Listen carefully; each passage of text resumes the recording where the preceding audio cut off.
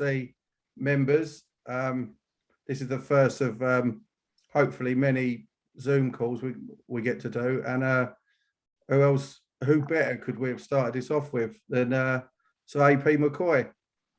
So I just thought AP would start off with a little taster of one of my fondest memories of you.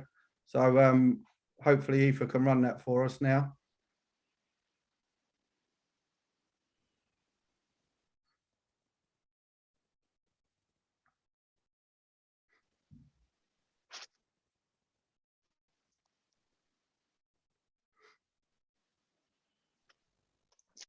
He really was that fast.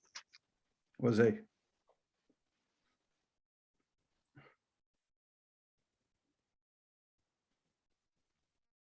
Unbelievable. Yeah, we did have like that.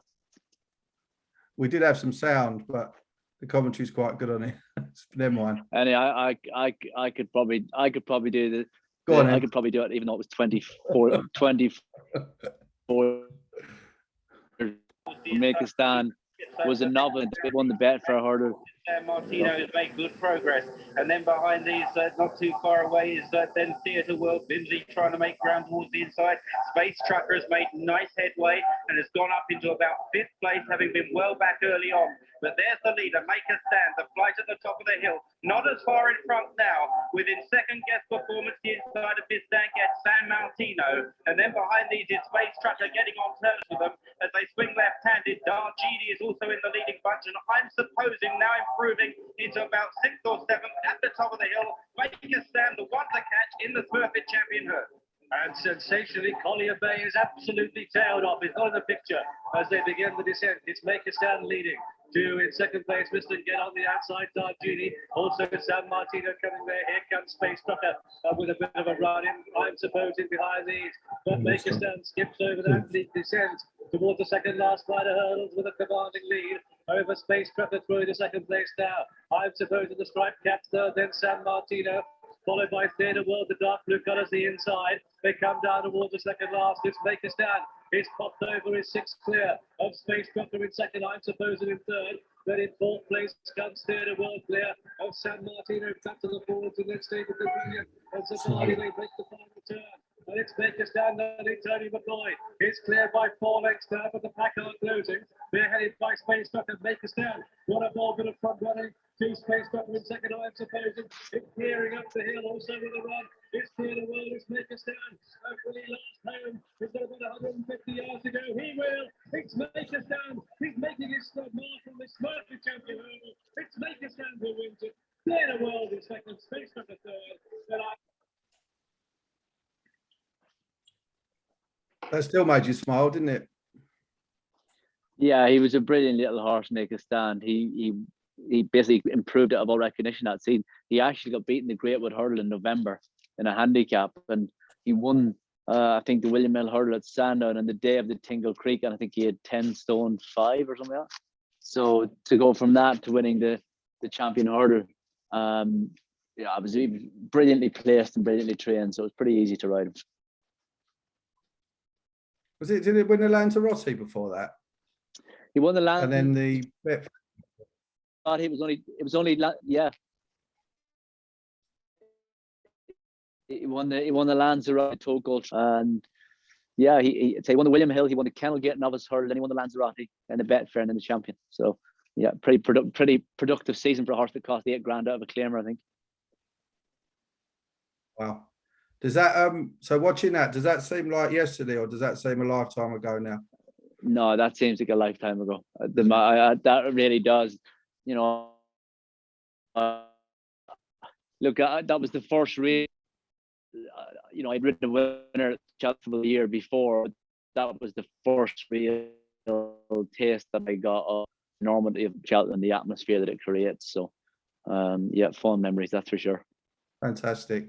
Right. So, do we think there's a Make a Stand in this year's champion hurdle? We have a really good look. All champion hurdles are good, and trying to win them is never easy.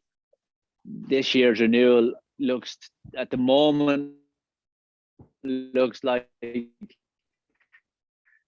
one of 3. I think Sokol was more impressive, which is a mile from home. Rachel Blackmore just seemed to have so much confidence in her. She kept squeezing her. She jumped, I thought, more like a champion hurdler than she'd ever done before. And she just was mightily impressive. Goshan got back to winning ways last time and went Canton.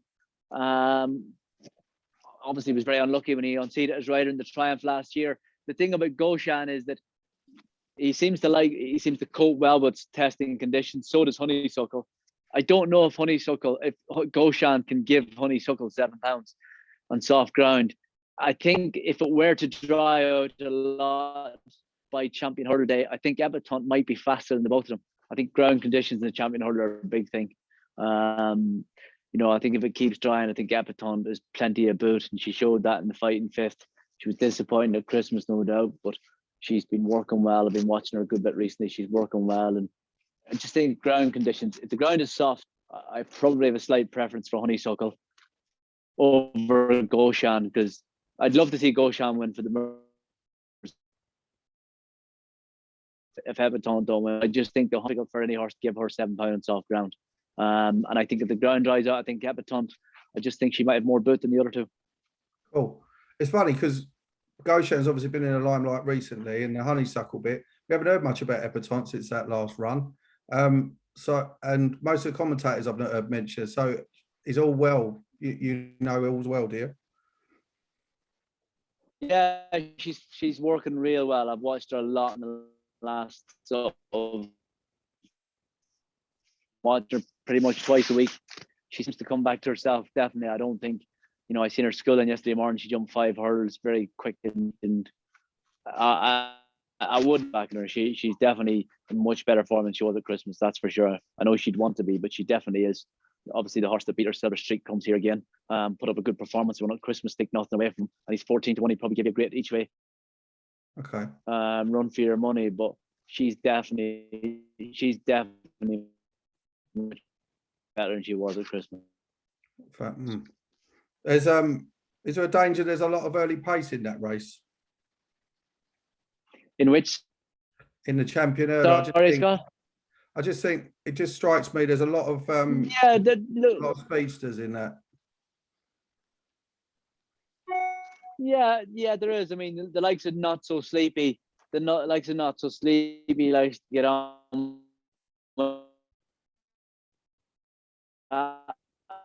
Aspire Tower does as well. Then the ground will be, if they won the Mare's Hurdle, she stays pretty well. She won the Hatton's Grace 2.5.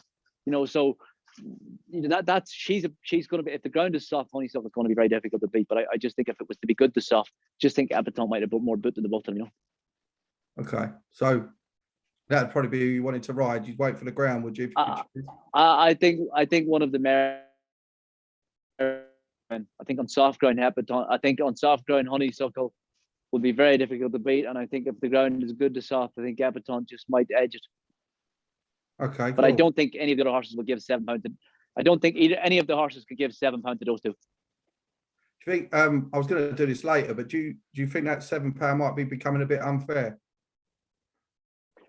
I can't remember. I think Glen Carriglady was the last one to win without was the last to win without an allowance. Look, some of them are very good, aren't they? And it's very difficult to, I don't know. We're all on equal rights nowadays, aren't we? So maybe they shouldn't have it. Good point. Just seems to be a lot of good mares coming through. I remember when I first went, I've been going 20, 25 years. You rarely saw a mare in the Champion Hurdle, but now it seems that they're at the forefront just about every year now.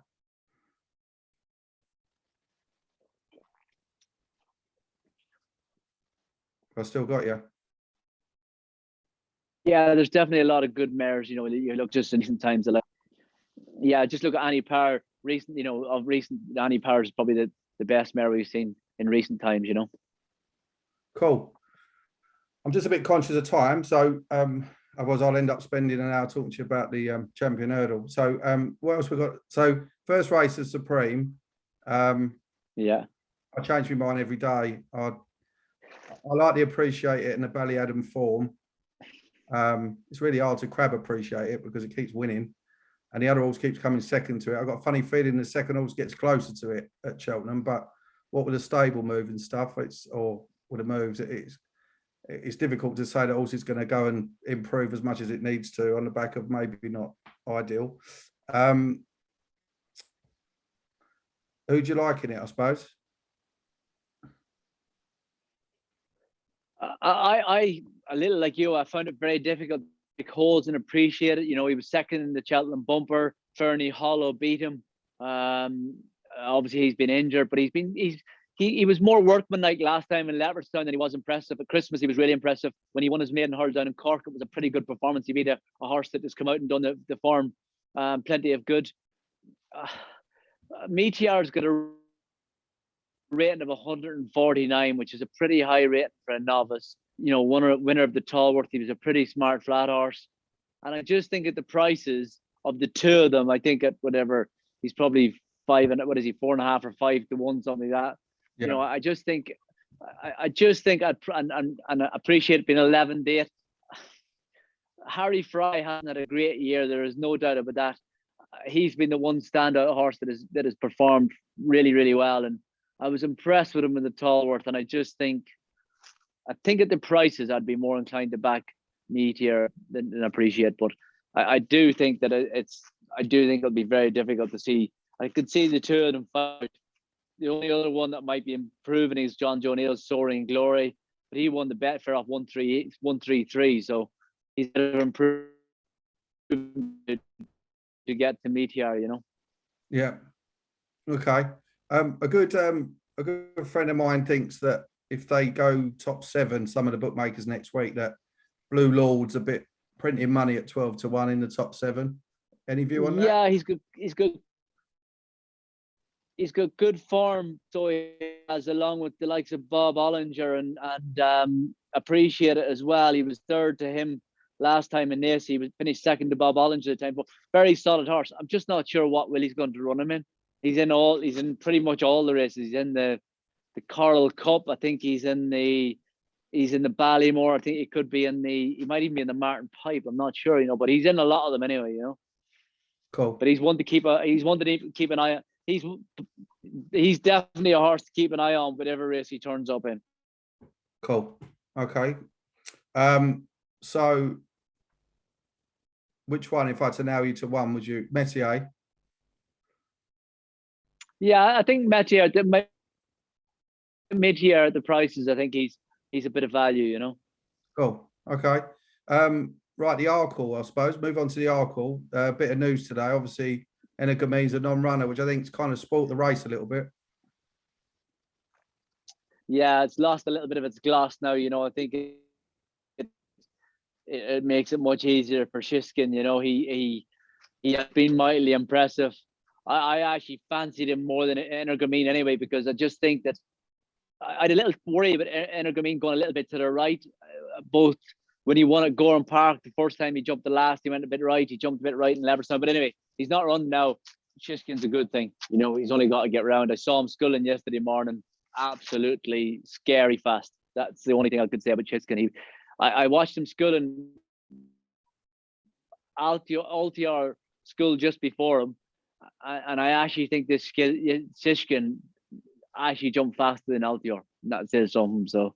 Wow. I think Altior's just got to. I think Sishkin has just got to get around. That's interesting. I thought that he looked a bit sticky at a couple of his early fences at Kempton, and I wondered whether Willie Mullins thought, you know, the way to get this beat is to send something out super quick in front. And I did think that All Mankind would lead the race. Energame would probably be on the outside. And it'd be difficult for Shishkin to know at what point to go, because Energame obviously got 2.5 miles, and I thought that could end up a hell of a race. But I could see now with that in the race, Shishkin just wait and probably take. I mean, it probably could take that up at the top of the hill, couldn't it, and pick that up. All Mankind, I would think.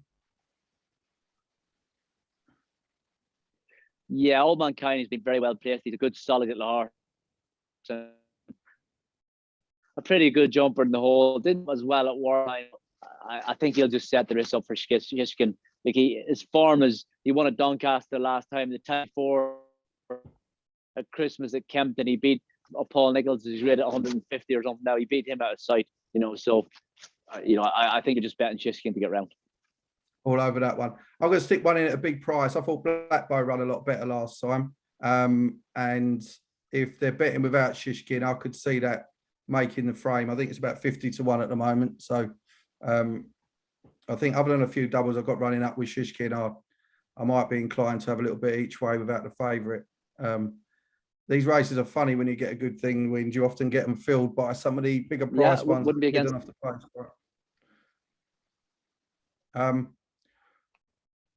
Cool. Anything else on the first day? I'm just conscious that we rattle through these. So I've been to these like previews, and sometimes you can spend, you know, most of the time on the first 2 days.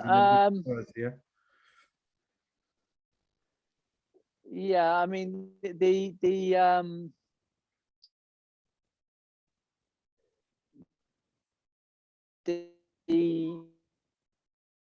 very competitive race, you know, strong. I've no real strong in that, so I don't.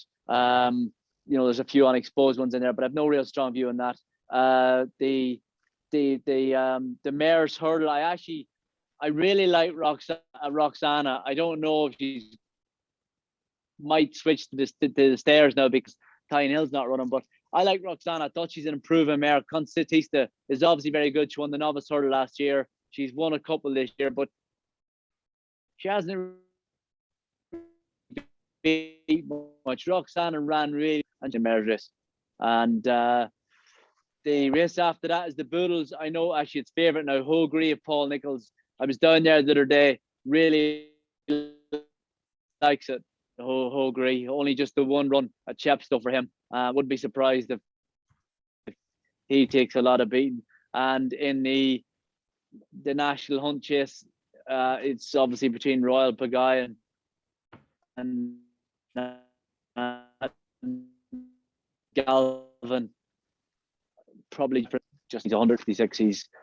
He's nearly rated as high as some of the Gold Cup. I noticed that he'll be very difficult to beat the last race. Romy ran today, the one that was behind that Royal Pagayan, and absolutely dotted up today. So I don't think that's done any harm to the form. Yeah, I mean, no, that's pretty solid form. He was pretty impressive. He was today. So I think he'd be very difficult to beat. He won it. I do. You know, I just think it. I just think that even though he's trained by Vinicius, always when he's with horse with William Mullins, he runs them in the easiest races are the ones that are most likely to win. And I'd imagine he'll steer Vinicius Williams in the same direction. You know. Yeah. Okay. Yeah. Okay. So I've got another video for you now, AP. Hope you don't mind watching this one. Aoife, if you wouldn't mind for us. Yeah. In the Queen Mother Champion Chase with 3 fences left to jump. Edredon Blur has led all the way so far, but both Flagship Uberalis on the outside and Direct Route on the inside are waiting to pounce. Here's 3 out. Edredon Blur over first by 2 lengths still. Flagship Uberalis is now pushed along in second. Direct Route on the inside under Norman Williamson looking for a double. The Outback Way is running on. Here's the second love. Edredon Blur moving out. Flagship Uberalis was down on his nose there in second place, but still in with a shout. Direct Route now delivering a run back in third as they make the final turn with 1 fence to jump and then the hill. Edredon Blur will not surrender the lead lightly. Here coming at him is Direct Route in the orange jacket. The favourite on the far side, Flagship Uberalis. The final fence, 3 in a line. Edredon Blur just in front for Direct Route. Flagship Uberalis on the far side. Edredon Blur challenged all the way up the hill by Direct Route. Direct Route putting his nose in front. Edredon Blur flicks back on the near side. The bombing finish. I still can't believe you won on that. Yeah, that was a great race. He was a brilliant little horse. So he was real tough. He got beaten in the Champion Chase the year before. And before that, he won the Grand Annual. So he'd been to 3 Cheltenham festivals in a row. And he went on, obviously, to win a King George. He was a real tough little horse. Yeah, great race that was. So this year we've got the short price favourite. Can you see past it, the Mullins horse, or? It's very difficult to see past him. He's been so impressive in all his wins. The question marks are he hasn't been to Cheltenham and he hasn't been there and done it so far. But just the ease at which he's won the last 2 races at Leopardstown. He had put the kettle on well behind him, who obviously runs really well at Cheltenham. I've won the Arkle in that last year, but just very hard to pick holes in him. I'm not sure where the weakness is. Nuba Negra beat Altior very easy in Kempton last time, but he just looked really lethargic, Altior did. I know that he'll probably have cheek pieces on here, but I just find I'm just not so sure about that Kempton run. I'm not sure did Nuba Negra get really flattered by beating an out of form Altior, brilliant in all as he's been. I find it very hard to see past Shaka and Passoir. The one thing you have going for you here is that Willie Mullins has actually never trained the winner of the champion chase. I think he's not from 10 or something like that. Yeah. So he's obviously a really bad trainer of 2 mile chasers and championship races at Cheltenham. So I actually, believe it or not, I think one of his other horses might be a bit of value if he runs. Silas Emery was 4th in the champion hurdle last year. He won last time at Naas.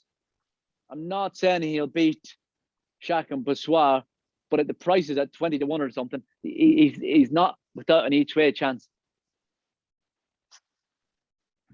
Would you take the favourite or the field?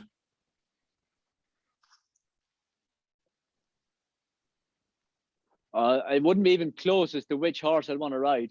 So I mean, it's not even, you know, he like the only argument you can have is that he hasn't beat the Cheltenham yet. You know, there's no other, there's no, realistically, there's no other real weakness. On official ratings, he's rated £4 higher than Altior, who's obviously his handicap or his official rating will have dropped his last few performance. You know, he's £5 rated higher than Politolog. You know, he looks. The only thing you have against him is that he hasn't beat the Cheltenham and won. That's all.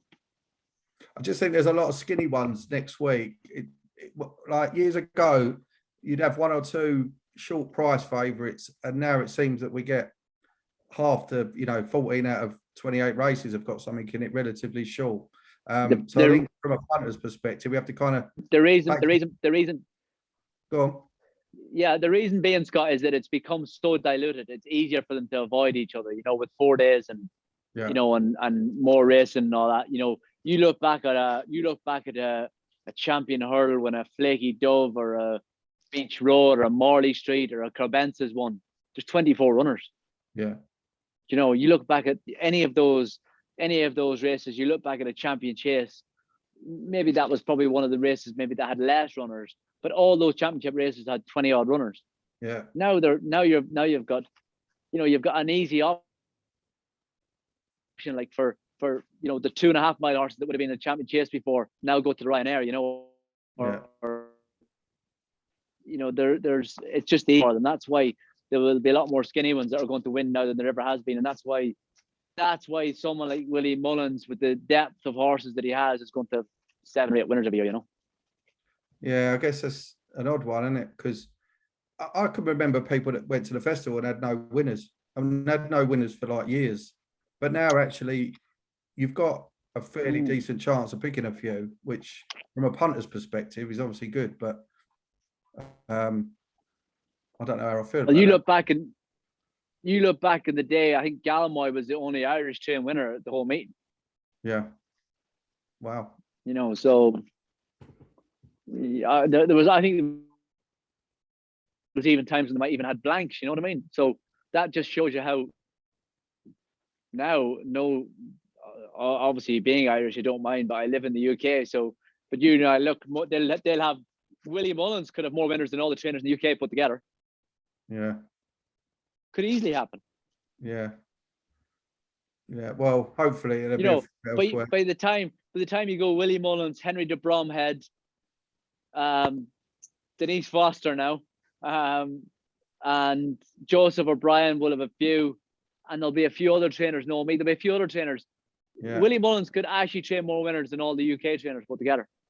Yeah. Yeah, I can see it happening as well. Yeah. Right, okay, another skinny, well, shortish now. So the Ballymore, favourite, I love it. Yeah, that's what I'm saying. The champion chase, back that Willie, I think Silas Emery is a great price at 20 to 1 per place. Got it. Runs. On the pad, right. Yeah. the Ballymore. I like that Fernie Hollow form, and I think Bob Ollinger's a good bet in this. It's getting pretty short now. I think it's going to go off. I think it's about 7-4 in the betting now. But what's your view on that one?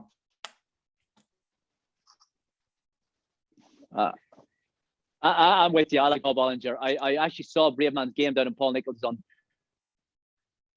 Tuesday morning. He really likes him and all that. Shallow hurdle have a really bad record in the Ballymore.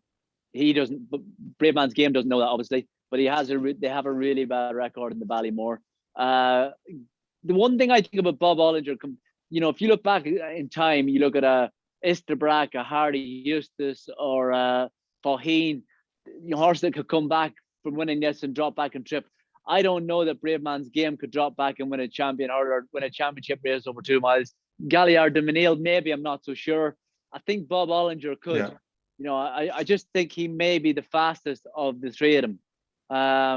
There's actually an English horse in there I think it's not bad. Is that Bear Gillis, I think is not a bad horse at 12-1. But I just think Bob Ollinger could be the fastest horse in this race.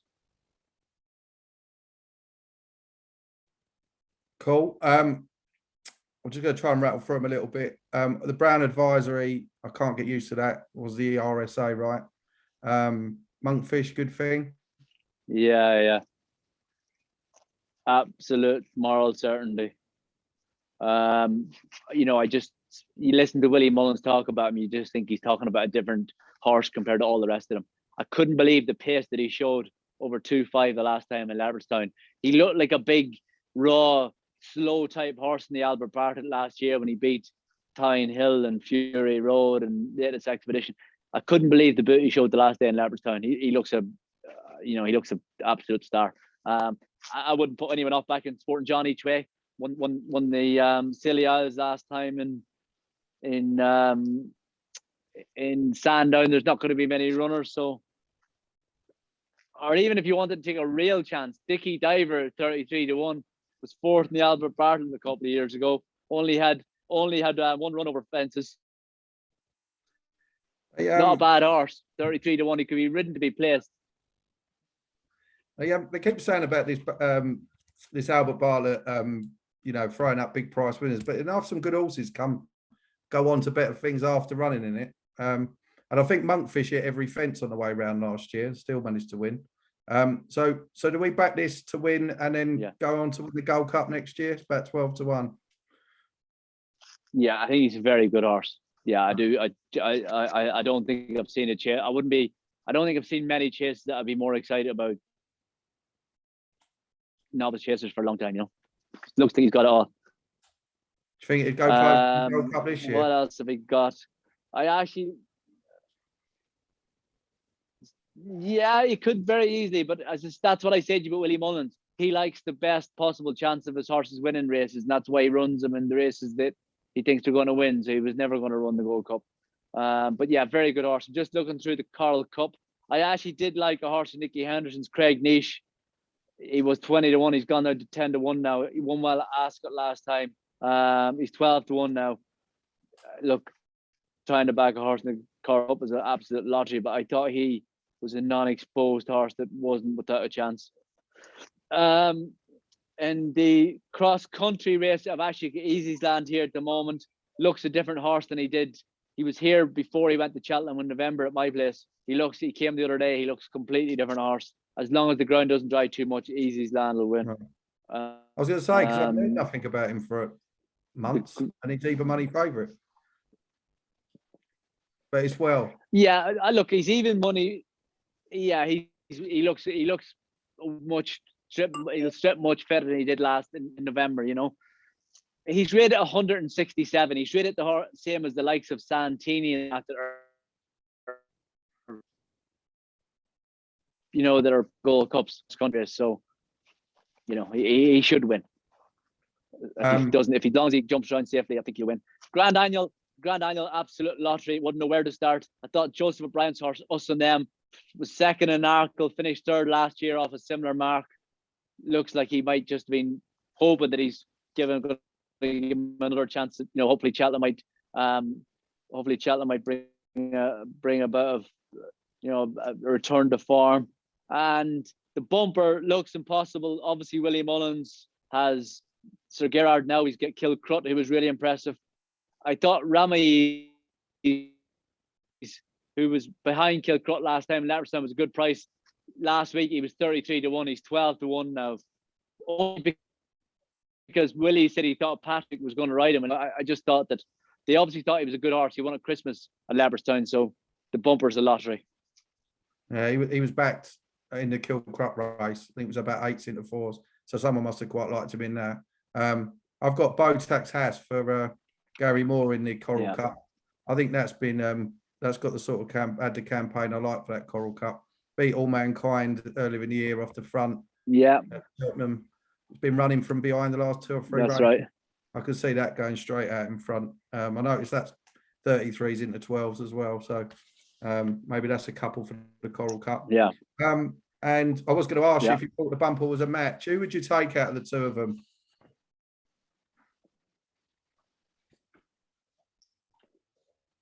Honestly, the bumper is an impossible race. Where to start? Look, Kilcrut was very, very visually impressive last time in Leopardstown. Did they go too fast up the front? I genuinely don't know. I suppose it'll be a big surprise if Patrick Mullins doesn't ride Kilcrut. If he rides Sir Gerard instead, but if he rides Sir Gerard instead, then you'll know. But I'd imagine he'll ride Kilcrut, so it'll just leave us all in the dark. So yeah, it's a good point. I haven't thought. I'd imagine Paul Town will ride Sir Gerard. Wouldn't have. These Cheveley Park horses seems to be doing well in this bumper, though, don't they? Was it Fernie, Olo, Envoy Allen? Yeah, they've had a bit of luck now, so that's it. Yeah, they've had a bit of luck the last few years. So yeah, I wouldn't put. Yeah, you couldn't put anyone off them. Nice one. Fancy him? I wouldn't. I don't know. Okay. Do you want to move on to Thursday? A bit disappointing. Time Hill's out today. That was my fancy. I liked that Albert Bartlett. I liked the old Monkfish, Time Hill, even Fury Road, and that's gone. And so it's left me a little bit not knowing in this Paisley Park. I'm not sure whether I'd want to back that at 2-1. Anything you've heard about in that? Nah, not really. Now that he's gone, Tyne Hill, you look at horses like Lisnagar Oscar, who won last year at 50-1. He ran okay at Haydock last time. He was 20-1 the other day. He's 10-1 now. So you're not a fan of Paisley Park at 2-1. I wouldn't. If I was backing any horse in this race, he's the only one I would back because I don't really fancy. If you look at the likes of the Storyteller, who's a good solid horse, got beaten by Sir Burley in the Pertemps last year. Vindication, Foreign Porter, who won obviously at Christmas time at Leopardstown. Sir Burley's won the last 2 Pertemps, but I can't see him. He's 4-1 Paisley Park's 2-1. I don't even want to be back in Paisley Park. Okay, I'll take your lead on that one then. I need a new bet now. Next one, Ryan. There, I thought this was a really good race. It's about the first 7 or 8 in this all seem to have a really good chance. It's funny because everyone crabbed these races, but actually they tend to turn out to be some of the most competitive, don't they? Yeah, this is a really good race. Again, Willie Mullins, strong hand. It'd be interesting to see which Paul Town rides. Min won last year, pull up last time, but it won the time before that. Allaho, looked like he didn't stay in the RSA last year, but won last time. And Thurles beat Ellen May, who's favourite for the mayor's race. Mellon has been second at 4 Cheltenham festivals. I actually thought the way they rode him over 3 miles at Christmas, if they rode him like that in this race, he'd be an interesting horse. But he has finished second 4 times at Cheltenham, and that's a little bit of a worry. Some people will fancy St. Calvados. Mr. Fisher was 4th in the Marsh last year. Won the rerouted Peterborough Chase at Cheltenham last time. I can't believe I'm actually thinking about tipping a horse that's been second at the last 4 Cheltenham festivals. But I think if they rode him Mellon, like Patrick rode him at Christmas time in Leopardstown and rode him aggressively, don't know, he might actually win a race at Cheltenham. Well, for what it's worth, that's who I fancy. I don't think them seconds are bad seconds. Booby Dare, what was it, ahead in the champion hurdle? chinned by Sam Crow in the what's it? I mean, it's not like it's turned it in. And I No. have a rumor that Rachel might ride this. Is there anything in that? Yeah, she could easily do. I had, you know, again, I presume he's the shortest price. I'd imagine Paul is going to ride Allaho, but then he may won him in last year. So I don't know. But I wouldn't be worried about having Rachel Blackmore on him. That's for No, sure. I like her. I think she gets some jumping, especially them horses out in front. I think she's brilliant. So Best it's a plus for me, 100%. best girl I've seen riding a horse. Best girl I've seen in a horse ever. Yeah. Yeah, not even close. Right. The Marsh. I suppose this is well. I suppose it depends if anybody Yeah, else look, turns up, right? yeah, you can't go against him. He's won 11 from 11, and and you could look through his form and you could pick loads of holes in it and say, you know, what did he beat there? What did he beat here? But he just keeps winning. So I don't know. You know, are you looking at something that might be placed behind him? You know, Chancery House 8-1. If the ground was okay, might finish third in the Supreme Novices last year. Might be the one you'd take at 8-1 to be chasing him home, really. Yeah. I made this about a 2 to 5 shot. It was either money yesterday. I thought of all the short ones, I'd rather be back in that even money than some of the other ones. But I suppose it depends if the right horse turns up. Yeah, as I said, you could pick. Yeah, you could pick holes in his form. If you look through, you think, oh, what did he beat here? What did he beat there? And you could say, oh, well, it wasn't much, but keeps winning. So can't knock a horse that just keeps winning. Absolutely. Do you want to go the Paddy Power, the 340, the Paddy Power Plate. Didn't have a really strong view. I thought David Pipes and Brigado definitely hit a bit of good form and won really well last time. So he did in Newbury. You know, well, really looked a real tough improving horse. Beat Killer Clown. I thought that wasn't bad form on Brigado. The 415. I actually like a mare here of Ollie Murphy's, Olivina. Real good traveller. So she won. She's won her last twice, but she ran in listed bumper at Cheltenham and travelled really, really well. But she's won her last 2 starts. She's rated 136, so she's not far off the top, like the filly that's favourite of Peter Fahey's, I think, 138.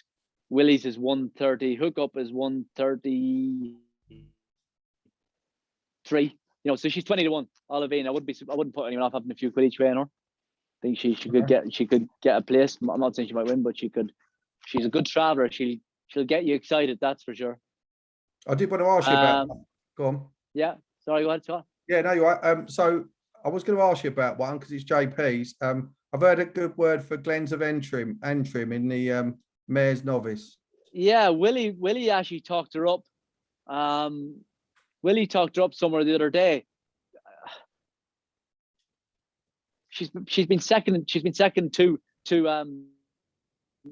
two maiden hurls, which is a bit of a disappointment that she hasn't been able to win. But Willie Mullins has won 14 of the 18 races for mares. So at Cheltenham, the only ones that he didn't win with was Apples Jade, Honeysuckle, Roxana, and what was the other one?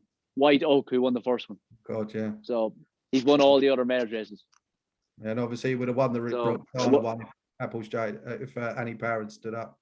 Well, he won that with Glenn's Melody. Oh no, Apples Jade's one. No. Yeah, Apples Jade. No. Yeah, that was He won that with Glenn's Melody. Yeah, there was 4 of them. There was only 4 of them he never won. So I would put anyone off back in that one. And the last race, the Kim Muir, John Joe's horse's favourite time to get up.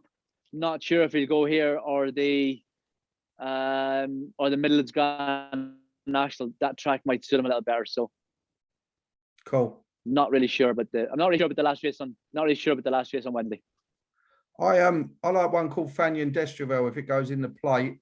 I thought that was going to win at Cheltenham when it came down, and I think it might be a better grade than these. But whether or not Venetia runs it, I don't know. Yeah, and he's only a 5-year-old, and he's been obviously highly tried. So he ran in the he ran in the Clarence House, so he did, and he ran in the race behind Champ last time in Newbury as well. So, yeah, he's been highly tried. He'd be happier back in handicap. Cool. Okay.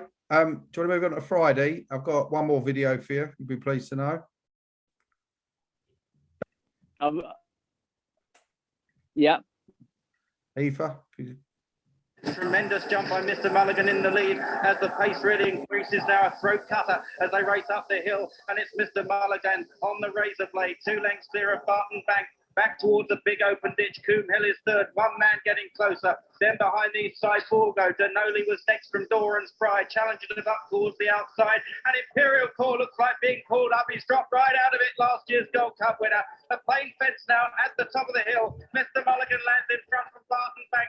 Then Doran's Pride getting closer to them. Dublin Farm right out the back now. They're reaching the top of the hill. They've got 4 left to go. And Mr. Mulligan is 4 lengths clear of Barton Bank. Doran's Pride moves into third. And the grey one man in fourth. Cyborg go next from Challenger to Luck, also improving. And indeed, Imperial Call has been pulled up, and Mr. Mulligan makes a mistake there in the lead. It's Mr. Mulligan, but on the outside, Barton Bank, and then the big players. Behind these comes Doran's Pride, but look at the grey one man. He's been put to sleep by Richard Dunwoody. They come down towards the third last of the Cheltenham Gold Cup, but over is Mr. Mulligan who leads from in second place, Barton Bank, and then in third is one man, and then we've got Doran's Pride, and then Challenger to Look, followed by Cyborg. They've got about over a quarter of a mile to go, 2 more fences to jump. And it's Mr. Mulligan in the lead. Sir AP McCoy riding this giant horse. Mr. Mulligan has 4 lengths to spare over the grey one man in green colours. Barton Bank in light green. The outside now switched in is Doran's Pride. Come down towards the second last. And it's Mr. Mulligan bouncing off the ground 2 out. He takes it well to 1 man in second. He's getting closer now, 1 man. It's getting serious. Will he last home? Mr. Mulligan, 1 man in second. Then Barton Bank and Doran's Pride. They're the 4th man, and this is the last of Mr. Mulligan. Takes it well to Barton Bank and Doran's Pride, and once again, 1 man has hit the wall. They're inside the final 100 yards now. The Cheltenham Gold Cup and champion jockey Sir AP McCoy. Drive Mr. Mulligan out for 12 chance. He's going to take the big race at the line. Mr. Mulligan bearing away but wins. Mr. Mulligan wins it. Well, there were some great horses in that race, weren't there? Yeah, you look back at the likes of Barton Bank, obviously Imperial Call pulled up 1 man when came back and won a champion chase, you know. Yeah, it was good. I thought I was going to win the Gold Cup every year back then. Shows you how, when you're young, how naive you are. Because didn't it get beat in the Royal and Sun Alliance the year before? Yeah, the Alden lad beat him. Richard Johnson rode him in the RSA the year before. Yeah. So yeah, he got beat on him. So I often slag him about that. Yeah, good. Was you confident about that before the race? I rode him in the King George, and obviously I'd never won a Gold Cup before him, but I actually thought the Gold Cup would really suit him. 1 man beat him. He fell at the last. 1 man had just gone past him, and I said to Noel Chance at the time that I thought that he'd run a big race in the Gold Cup, and obviously I could have ridden the likes of Challenger to Look. There was a few others that Martin had in there, you know, but I thankfully I stuck with him. Cool. So this year, I think the favourite, you know, is one of the last couple of years, but it doesn't strike me as being a 3-time Gold Cup winner. So I wondered if one of these up and coming horses was going to win it again this year. Well, win it this year and take it away from him.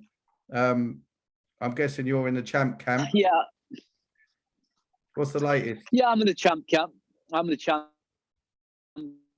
Worked well this morning. Definitely has come to life more since he ran in Newbury.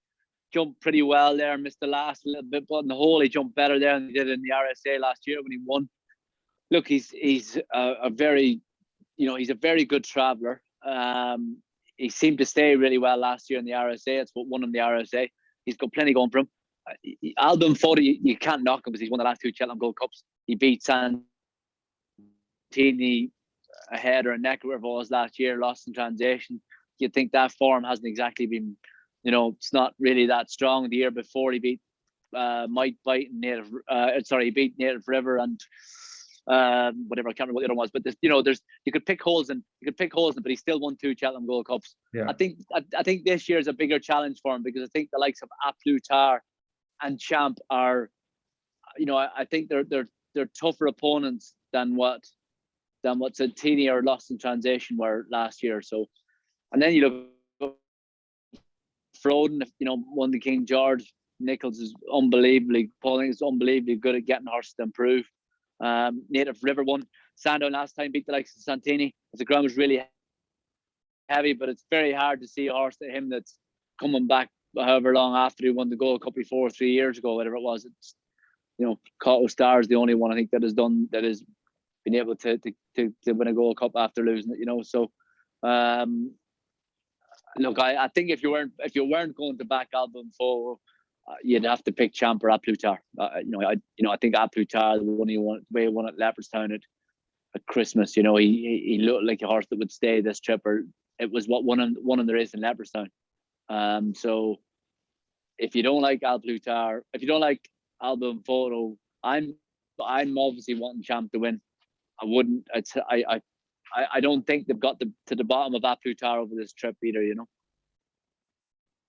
Yeah, I bet you'd like to ride that, wouldn't you, Champ? That'd be the sort of one I can imagine you riding. Yeah, I'd like to ride Champ. He's a good traveller. He hasn't been always the best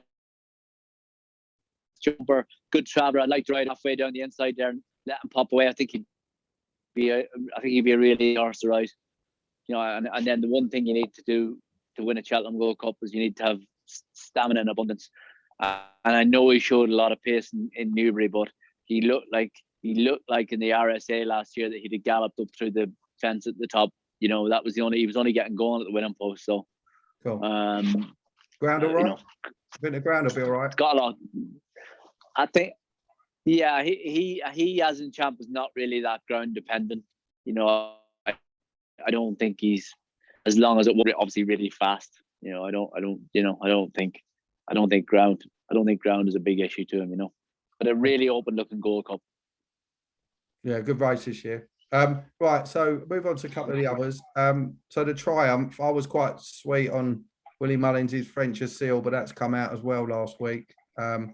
So I guess we've got the two, Tritonic that won last week, and Zanny here at the front of the market. Can you see past either of those? Not really. I know Calixios is in there as well. Tritonic is obviously a really smart horse. He looked really good in Kempton last time. He, very good flat horse rate at 99. I was just so impressed with Zanny here when he won at Ferryhouse the day of the Drinmore and the Hatton's Grace and the Royal Bond. He just showed some amount of boot, and he managed to win over Christmas at Leopardstown when the stable were having a shocking time. I think Gordon had something like 9 winners from 100 odd runners over Christmas, and he was one that seemed to win pretty snugly. So when the horse was out of form, he was still in form. I just thought the day he won in Ferryhouse, I just thought that would be the Triumph hurdle. I was impressed with Tritonic, but I just thought that Zanier looked a really smart horse. Okay. I was going to just say, anything in the Albert Bartlett before we move on to the others that day? Anything in the Albert Bartlett? I actually, again, see, if you look at these prices from the world like that, I like that horse of Fergal O'Brien's, Alaphilippe or whatever. He ran Alaphilippe, yeah. He'd been kind of run over 2.5 miles, 2 miles 3, got beaten in Taunton. He was really impressive last time in Haydock when he stepped up and tripped. And he's got, he's got enough experience. Sometimes, obviously last year we had a really good classy horse in Monkfish, but there was a few years there that we had bigger price winners that had ran plenty and looked kind of that they'd seen plenty of them. And he just thought on an open looking race, I thought he might be one at a bit of value, but he's only 9-1 now as well. So yeah, no, I agree with that. I think that's massively improving that horse. And then just whatever's left that day. So we've got the Hunter Chase. So if we go for the other races, obviously the Triumph is the first. The County Hurdle is the second race. Again, Blue Lord is actually in the County Hurdle. Not sure if he's going or not. No, I don't have a real. I looked through the county. I don't have a real strong view in the County Hurdle. The race after the Gold Cup, is the Hunter's Chase. I thought it was interesting that Harry Cobden was going to ride Shamroon of Paul Nicholls is ahead of Bob and Co, who's second favourite. Yeah. And I know that Sean Bowen won Bob and Co the last time. I know if Cobden could run. I think he's thinking of riding Shamroon. So I think that's interesting. I think Ellie May, I think, is very solid in the mare's chase. I say Willie's won most of the mare's chases. Most of the mare's races. This is the first chase. Yeah, I wouldn't put anyone off. I wouldn't put anyone off him. And in the Martin Pipe, I think the horse that fell at the last year, Column of Fire.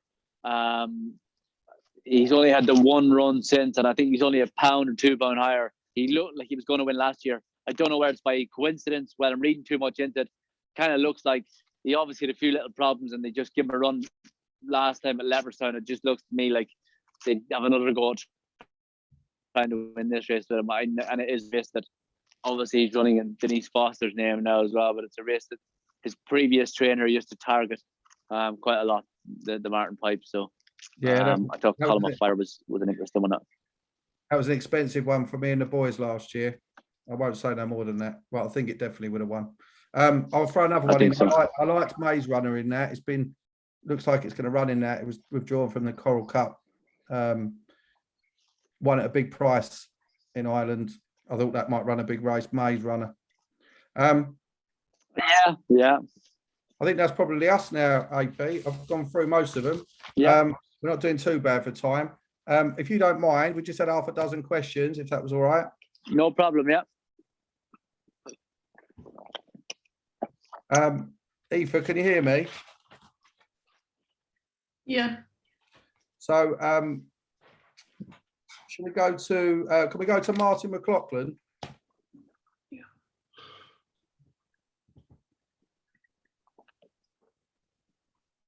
Yes, you're off me. Thanks, Aoife. Evening, AP. Thanks very much for giving you your time tonight. Martin. You're very welcome. Just a couple of questions, AP. In terms of, firstly, your winners. I think you had 31 winners at the festival over the years, from 96 through to 20 years later, all the way through, I think. Which of your winners would you say were the classiest horses that you rode at the festival? And then on the other side of things, I still remember watching poor old Richard Johnson when he come back from the Albert Bartlett last year on Time Hill, and he was cursing himself. I think he beat himself up pretty badly because he thought he should have won the race, and every gap he went for, he got cut off 2 or 3 times. But are there any that when you were coming back down the hill to unsaddle, that you thought, I should have won that race? Or, luck was just, if I didn't have bad luck, I would have had no luck in that race at all. Like, is there any that you thought got away from you? Oh, there was a lot that I thought got away from me. Get Me Out of Here was a horse that I finished second on 4 times. Got beat a neck on him by Menora in the Supreme Novices. I got beat a nose in the County Hurdle. I got beat Short Head in the Coral Cup, and I got beaten 2.5 lengths in the Coral Cup. He was one that I have nightmares about, because I hit the front on him. He didn't get there in the Supreme Novices. I hit the front on him 100 yards from the line in the County Hurdle, 50 yards from the line in the Coral Cup, and I just couldn't get him to win. So I had nightmares about him. The classiest horses that I won on, Cypher Malta was a very, very good horse. He won a Cathcart back in the day. Yeah. Never really got to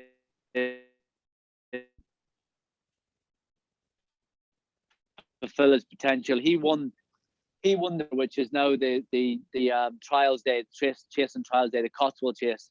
Back in 1999, he beat Seymour Business and Go Ballistic, and he beat them pretty snug. Unfortunately, he got injured in that race, and the 2 of those went on to finish first and second in the Gold Cup, 6 weeks later, whatever. So Cypher Malta was a very, very good horse that people never really. I know he came back and he won a Paddy Power a year or 2 later, but unfortunately, he was a very, very good horse that just never. He'd won the Gold Cup.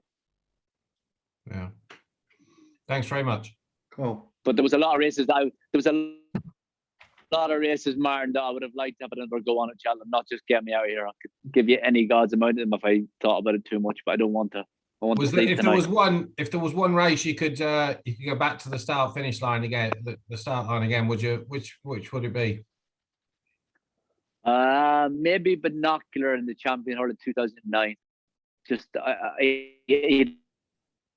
the really bad preparation, and I just felt that the second last that I just felt he was going for his. I just felt like he was after having a blow, and I kind of let him fill up, and maybe I shouldn't have done. Yeah, is that the race where you? Is that the race where you? Was there a comment about whether he was fit enough, or? The following year, he actually had a setback as well and managed to win. But the year before, when he was favourite, he had a very poor preparation. He had a few little. Look, he was a hard horse to keep down. You know, the long and the short of it was he always had little issues. You know, but the year before he won the championship.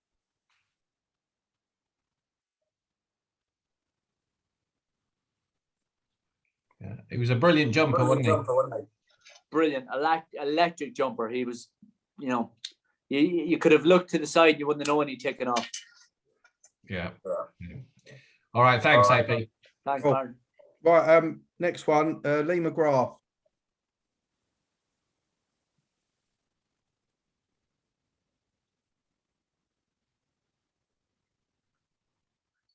Lee, we got you. Hello, Lee.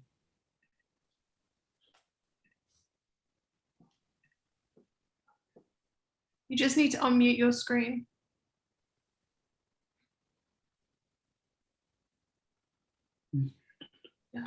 Yeah, he's muted.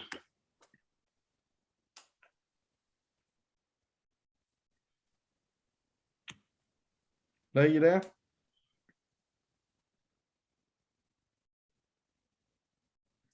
Shall I get someone else? Well, I've got his question actually, AP. With a significant reduction of entries for the Cheltenham handicaps due to no social runners, will this make the races more competitive? And two questions. And who is the best handicap horse of the festival? So there's two there. I wish I knew the best handicapped horse of the festival. There was a time when I met it on. Yeah, look, the best handicapped horse of the festival. Not a clue. I looked through all them handicaps there trying to find a horse. I genuinely, I wouldn't have a clue. You know, I know a lot of JP's horses there, and I wouldn't. Genuinely, I don't think there's a horse in the handicap that he'd say, "Oh, that horse has got a bit in hand," or, you know, I don't look through any of them and think, "Oh yeah, he's won." Like the likes of Champion Platinum, there's a short enough price for temps, but you know, I think he didn't really like chasing, so that's why he's back hurdling, if you know what I mean. Yeah. So so I don't really know. I'm afraid about the best handicap and the other horse. What was the reduction? Yeah, just now we haven't got so many social runners. Do you think that'll make it more competitive? I don't know. I think the days of it being more competitive are gone, because at some stage they're gonna try and get another 2 races in here, so they can have 5 days, and it'll be a complete disaster. I think 4 days at Cheltenham is not as good as it was, and it was 3, but that's only me. No, I agree. Okay. Andrew Cunningham now.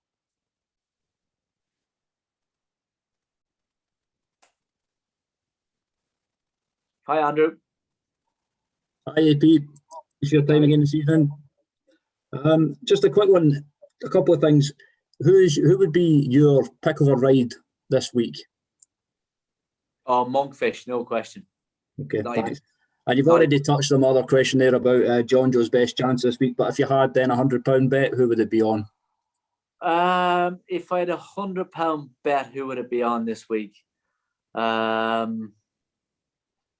Who would it be on this week?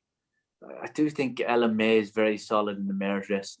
You know, I do think Ella May is very solid, but I would probably have 100 quid each way on.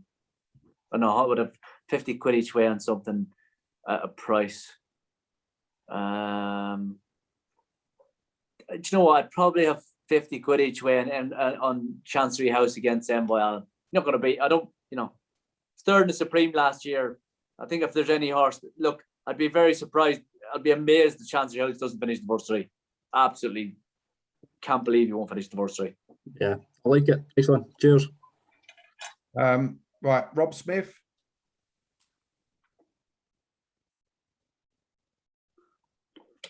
Hi, Rob. You might have to hit the unmute button, Rob. Oh, hi there, can you hear me? Yeah, hi, Robert. You all right? Oh, hi, AP. Yeah, just a quick question. Which of JP's horses would you like to ride in one of the handicaps? I don't know about the handicaps. As I said, I look at ones like, like Champagne Platinum, and I think I don't know if he, he's second or third favourite for the Pertemps. No Comment is 25-1. Fell last time. Philip Hobbs told me today he was very happy with him. The Paddy Power Plate, he's got Wave of the Sea, who won last time in Leopardstown. Might be okay. Genuinely, I don't look at his horse and think, yeah, that looks like it's got a bit in hand. The County Hurdle, he has got Drop the Anchor, who won in Leopardstown last time. Won in a competitive handicap, might not be without a chance, but he won a handicap that was more valuable than the County Hurdle last time in Leopardstown. So, maybe him. Yeah, the handicaps are honestly, you're as well off. I honestly, I don't think JP will care which one of them wins, whatever ones he runs in. I know a lot of people think he likes betting and all that. He likes betting if he thinks he really fancies one, but he'll be happy for any of them horses to win. Thank you very much. I've got two more AP. Is that all right? Yeah, no worries. Paul Rhodes. How you doing, Paul?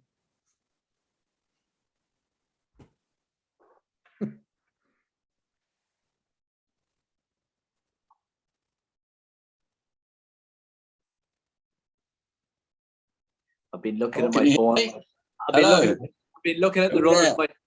Yeah, how you doing, Paul? Hi, Scott. I know. Who's it, Paul? Is it?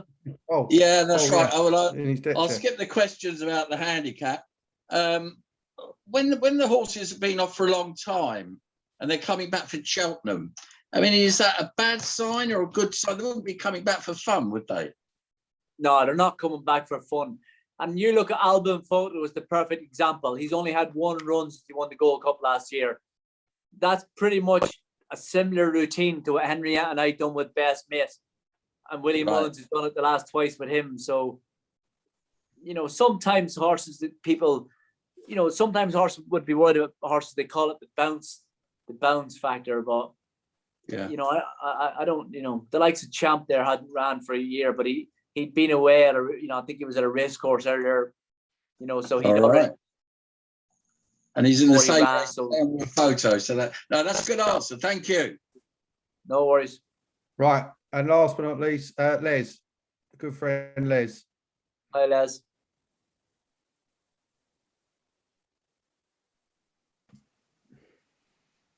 Can you hear me? Yeah. AP, thanks very much for this evening. It's really appreciated. Thank you. You're very welcome. I don't think we've talked about the cross country. So last year's winner Easysland ran at Cheltenham in his prep cross country, where he was giving £22 to Kingswell Theatre and finished a respectable 9 lengths behind him. Can we see him, if he trounces the others in this year's cross country, go on and be the next Tiger Roll and win the national this year? Do you know what, Les? He actually came here the other day from France he's actually up in one of my stables, and he looks really really well. I wouldn't put anyone off him at all. He looks much fitter and much, this race in Cheltenham was always the target. He was disappointing in November, there's no doubt about that. I thought, even given the weight away to the horse that beat him in Cheltenham, I still thought he'd be able to do it. I was very disappointed with him at Cheltenham, but he does look much better here. Be absolutely gutted if he doesn't win.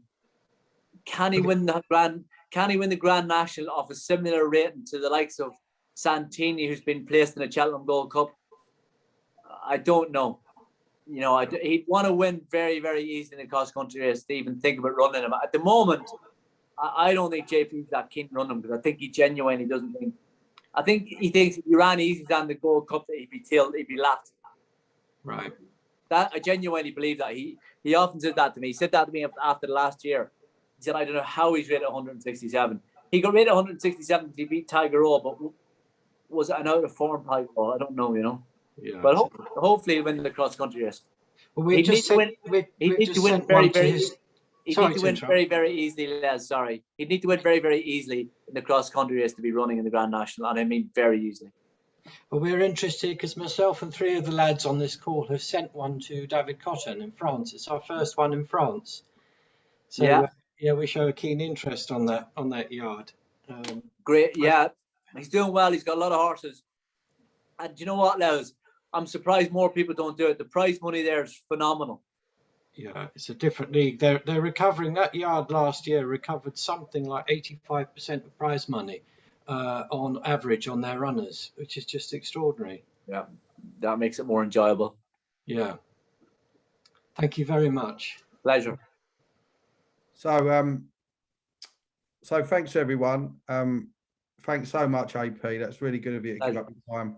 I'm going to make sure that the boys cough up a few quid more as well for the Injured Jockeys Fund. So I'm going to have a whip round and I'll put a bit of pressure on them. No worries.